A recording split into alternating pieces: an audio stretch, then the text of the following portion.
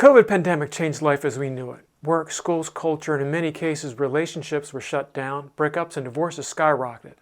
Hi, I'm Bob Mack for The Interval. Watch it all the way through to find out how this episode's featured artist, a singer, songwriter, voice coach, and music director who's performed in large and small Philly area venues and has been featured on a variety of music industry publications, including American Songwriter, Americana Highways, and Magnet Magazine, channeled the COVID stress we all experienced directly into her songwriting, creating very personal, captivating songs of lyrical beauty and deep expression we all can relate to. You also go on a remarkable international journey that began in a small house and resort town on the coast of Tuscany, to a life crisscrossing Europe in a rock and roll cover band and landing in, of all places in the world, here in Philadelphia. Keep watching to find out why Philly is the best place in the world for Valentina Rafaelli to make, produce, and perform her music. Hi, and welcome back to The Interval. With me is Valentina Rafaelli, also known as Valentina Sounds, and you can find her at valentinasounds.com. She's an artist with a beautiful voice, very lyrical way of singing, and we're very excited to have her here on the show. Well, thank you for having me. I'm so glad. Just to get right into what you're doing right now. I understand you're working on a new album. Yeah, finally, after a few years of not really being able to write anything new, I've collected a series of songs, and we started recording the first one this past week at Studio 4 in Conshohocken with Ron Di Silvestro on the production team. And I am so excited. The first song is coming together. It's going to be coming together in the next couple of weeks, and then we'll work on a release date. But it's called Fun, and I hope it will embody everything that these new songs have to offer. That's super cool. And you've been performing as a trio? Yeah.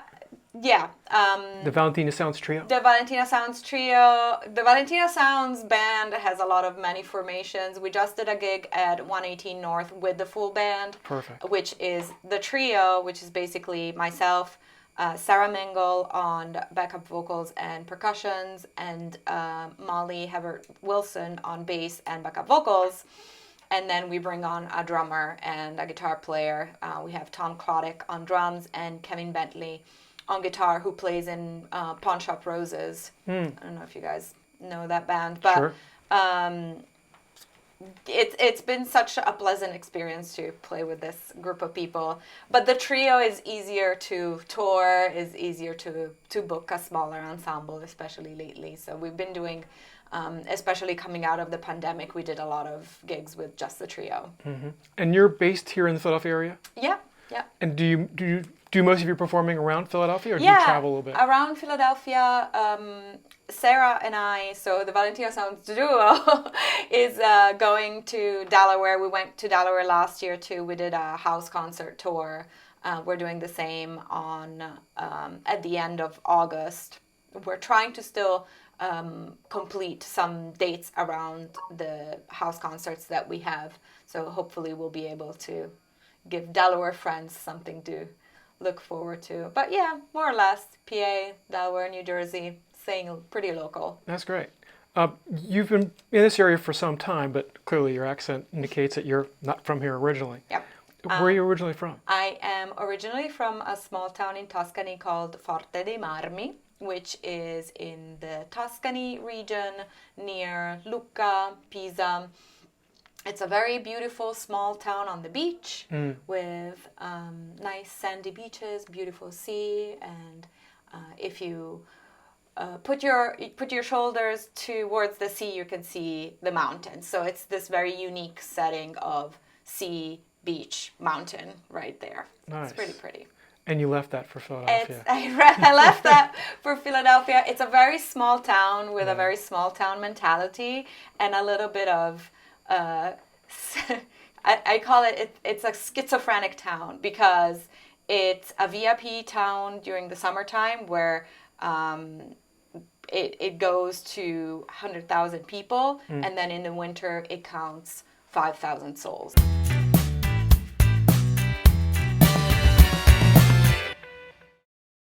Music and theater and tennis really brought joy to my long Forte de Marmi winters with nothing to do. When did you come over to Philadelphia? Or it was Philadelphia your first stop? It was and it wasn't. I lived in Bologna for some time. I went to university there to study film and contemporary arts. And while I was in Bologna, I met an American who was from Philadelphia. And we started seeing each other. He kept insisting that I dropped film and did music, because I was sort of kind of doing music on the side. I was the lead singer in a couple of rock bands, but it was just my weekend gig. And he said, you have a beautiful voice, you should write your own songs. And he kind of encouraged me to start pursuing that. And then we took several trips to the United States together. And when I saw what the music culture and the original music culture was over here, I absolutely fell in love, because we don't support original musicians as much as we should in Italy, and it's kind of sad. Everything is cover bands everywhere. Right. Where I find that in Philly and in the United States in general, there is a space that you can carve for original music, and like, people are open-minded enough to accept something new. Yeah, I ended up at University of the Arts, and I made a ton of connections, met a ton of musicians, and started playing with a band called Sunshine Superman. Okay. Where I was the lead singer, piano player, and I was writing the songs.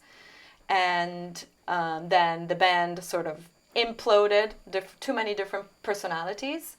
And the man whom I had met in Italy became my husband. We started a new band called Sparkle Pony. We toured with that a little bit, and then we got separated, and then we eventually got divorced, and that's when Valentina Sounds emerged from. Right. Yeah. And also the wellspring of your first album. And that, I started writing that album maybe a little bit before I separated, and so it's like the leading up to the separation and then the divorce. It's like all the songs in the album, which they're very personal. They're very personal. I really hear it. I've had a lot of people come up to me after shows saying, I've been through the same exact thing, and I can relate to.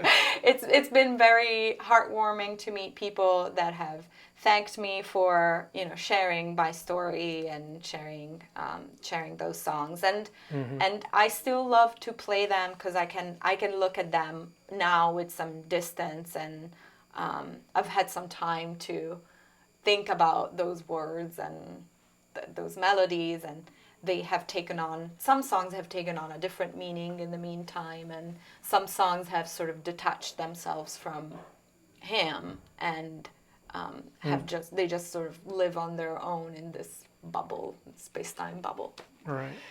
I hear jazz and Americana influences, almost country in some of it. Yeah, so am I right in that? Is that some of your melody?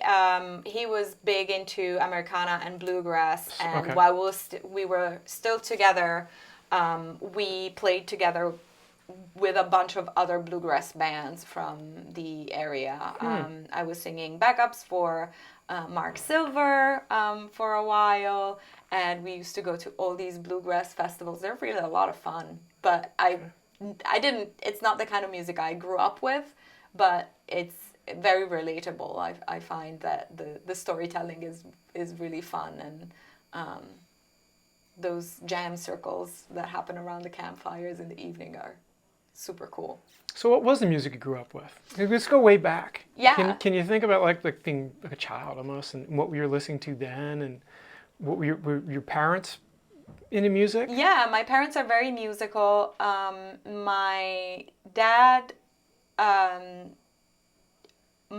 was a professional soccer player, but his dream was always to learn how to play the piano well.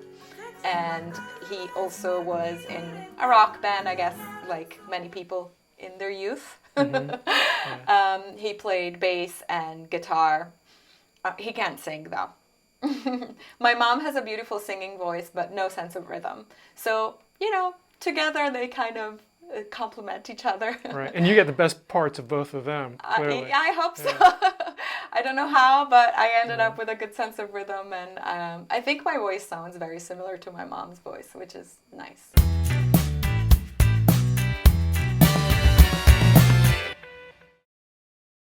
What was the music that you were listening to? We listened or to, did you hear? Yeah, we listened to a lot of Italian 70s and 80s pop. Okay. As well as we have several songwriters in Italy who would be comparable to like a Bob Dylan, like very wordy, very storytelling focused. One of them is Fabrizio De André, and with the band we usually do one of his covers during our live shows. So we listen to that, and then we listen to a lot of British rock bands, so Rolling Stones, the Beatles, also Led Zeppelin, Jimi Hendrix. Classic rock. Yeah, which I'm aware he's not British, but he got his start through there. So Right. yeah, there's that huge influence in Europe of British sound and British music. And you play piano. I play the piano. Would you say you're a pianist, or are you a vocalist first, or are you a musician first? You know what I mean? Your An music instrumentalist. is instrumentalist? I'm a musician. Yeah, for sure. I think vocalists can be musicians too. Yeah. I went to school. I have my whole music theory background and everything. I love playing the piano, although it's a love-hate relationship with the instrument. Why? I had a horrible teacher growing up who didn't? Yeah. Oh my I gosh. did too. I'm sorry. Piano teacher or guitar? Piano teacher. She didn't like me. Well, But I still stuck with her. I'm not, it was, again, back I to don't like her the either. 5,000 people town. That was the piano teacher that I was assigned, so that was it. Right. There was nobody else. He was very set on teaching classical music, and you can't move to this composer until you have mastered this other composer, and a 10-year-old just doesn't want to play Bach and Mozart, right? Right. I wanted to play, and, I wanted to play, for example, Verdi, which is a 1900 composer, which still is classical music. He should have been thrilled to have a student like me who wanted to play some more contemporary stuff. Debussy, I liked the contemporary Russian composers. Anything that was a little dissonant, I loved. And he just wouldn't have it. So I quit. My parents finally gave me an out when I was 12, and they were like, "You want to keep playing the piano?" I was like, "No, I want to play the drums." So I did drums for a couple of years, and then I quit that too. It was too much, too many things happening at the same time for drumming. And I dived into theater. So I did theater. From theater, I did some musical theater. I discovered I could sing kind of in tune, and started taking voice lessons, and started doing more of just the singing. Did you learn English while you were in Italy? I did, yeah. Okay, because your English is fantastic. Thank you. So. Yeah, I realized that my English teacher in middle school wasn't very knowledgeable. I had an Italian-American friend and a British-Italian friend in the same class as me, and I could hear the way they were speaking, and I could tell that the teacher wasn't speaking like that. So my mom got me private lessons with a British teacher, and she would just come at the house and talk to me. We would read articles or watch little clips of movies and then discuss it in English. So I kind of learned like children do by just speaking it, not really on the books. Very good. Yeah. So from college then to meeting the person that became your husband, were you performing all the time or often, or were you also doing other day job type work? I taught private lessons for the longest time, and even when we were performing 5-6 times a week, I I was teaching. The strangest job that I did was being a private chef. Okay. That didn't last very long. You're singing chef? It was exhausting. Okay. My heart goes out to everybody out there who's a chef, who spends their life on their feet chopping. Oh my gosh, I was trying to do something different because I couldn't deal with, private lessons are, I was driving to people's houses, actually in this neighborhood too. And it was exhausting. Driving was exhausting. It was sucking up a lot of my free time. So I wanted to do something else that was taking up less of my driving time. And I tried being a private chef. I'm a pretty good cook. I bet. Yeah. So now you're teaching still? You're teaching here in Philadelphia? Now I'm teaching in a private school. Okay. And I work full time.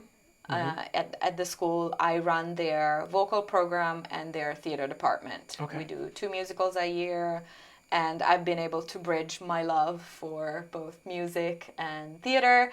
I never knew I could be a good choir director, but the last 7 years I've been doing choir directing, and I absolutely love it. Nice. And I love teaching. I love my students. They're really sweet, and it's nice to nurture passion in the younger generation. Right. Whether they're going to be musicians or not, it doesn't matter as long as they have a good relationship with music, right? Absolutely. Instead of having a horrible, terrifying teacher. Right. Yeah, you have to get over that. Yeah. But I love how, and you're one of many that we're several that we've interviewed and talked to, that you are able to make a career out of being a musician, but not necessarily out of just being a performer. Right. There's other musical jobs, careers, things to do that make you a good living, and you can still perform. Yeah. And that's really cool. And it sounds like you've got a nice job or a nice gig that's Yeah. keeping you anchored here in Philadelphia. So you're not going to leave. Yeah. I don't think I'm leaving anytime soon. When do you hope your new album to come out? In the next year or Okay. so. I'm hoping that probably by next April or May, I'm hoping to start releasing songs earlier, and then maybe the full album can come out in a year or so. What's next? A concert coming up at the end of September at Not So Latin Concert Series, which is a very niche concert series that takes place in South Philly. It's at someone's house. They have beautiful equipment and the room sounds beautiful. They have this amazing baby grand piano that I can't wait to put my hands on. And it's a beautiful event that is open to the community. It has a suggested donation at the door.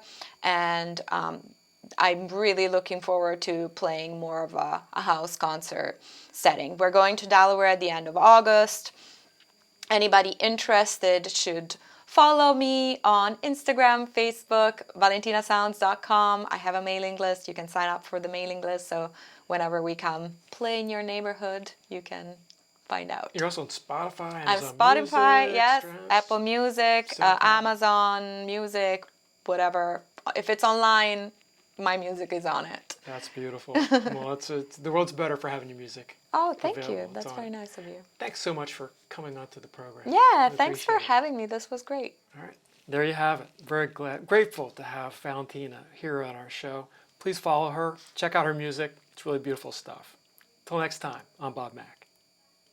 Now that you've met Valentina Rafaelli on the interval, hopefully you'll get a chance to go and see her at valentinasounds.com and learn more about her music on Spotify and all the other streaming platforms. And when she starts going and performing again, you go out and see her. She's a great performer. Please remember to hit the like button. And for this one, of course, if you haven't subscribed yet, please do. It's good for your karma and ours. I'm Bob Mack. Thanks for watching.